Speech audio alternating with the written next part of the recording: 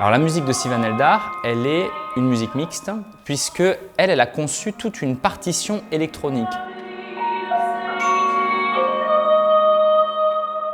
Elle a travaillé avec un réalisateur informatique qui est un musicien, mais qui est un musicien, son instrument ce sont les ordinateurs et les logiciels. Donc, il s'appelle Augustin Muller, il est réalisateur informatique musical. Et donc ensemble, Sivan Eldar et Augustin Muller ont travaillé pour écrire une partition donc, électronique, c'est-à-dire une musique avec uniquement des sons qu'ils ont créés eux-mêmes, des sons de synthèse qui ne sont pas produits par des instruments ou par des voix, mais qui sont produits par des ordinateurs. Donc il y a toute une partie de l'opéra qui est électronique et elle est mélangée, cette partie électronique, avec des instruments et des voix, on a dit donc acoustiques. On mélange l'électronique avec les sons acoustiques et donc ça fait la musique mixte. Alors, ce qui est très beau dans la musique de Sivan Eldar et dans cet opéra Like Flesh, alors déjà il y a une sensibilité sonore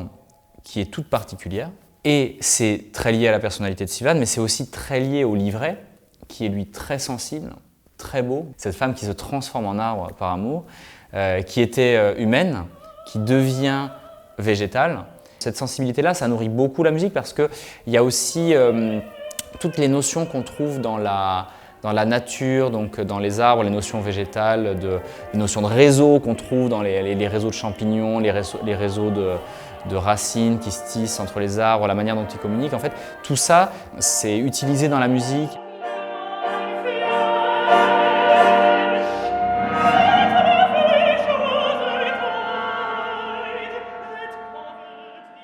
Il y a un côté rare parce que nous, on connaît bien la musique des humains, mais quand on essaie de transposer cette musique-là, voilà, on doit se poser la question qu'est-ce que serait la musique des plantes, qu'est-ce que ça serait la musique des arbres. Voilà, si on se disait que les arbres font de la musique, si on se disait que les arbres parlent, voilà, comment ils communiquent, comment ils échangent, comment ils perçoivent, qu'est-ce que ça peut être leur musique à eux. Et pour pouvoir donner accès à tout ce qui est écrit, il y a cette idée d'avoir les haut-parleurs dans la salle, sous les sièges à l'opéra. La musique est diffusée par tous les haut-parleurs qui sont sous le public et tout autour du public, dans l'idée que les auditeurs soient plongés à l'intérieur de ce réseau végétal, qu'ils entendent les gestes musicaux fourmiller, se dupliquer, se transmettre voilà, on entend le son, on entend très précisément le son de la sève qui monte dans l'arbre comme ça, on entend ça tout autour de soi, tout ce son-là est spatialisé et c'est comme être voilà, au cœur d'une forêt où nous on est à l'intérieur du son, on est à l'intérieur de ce projet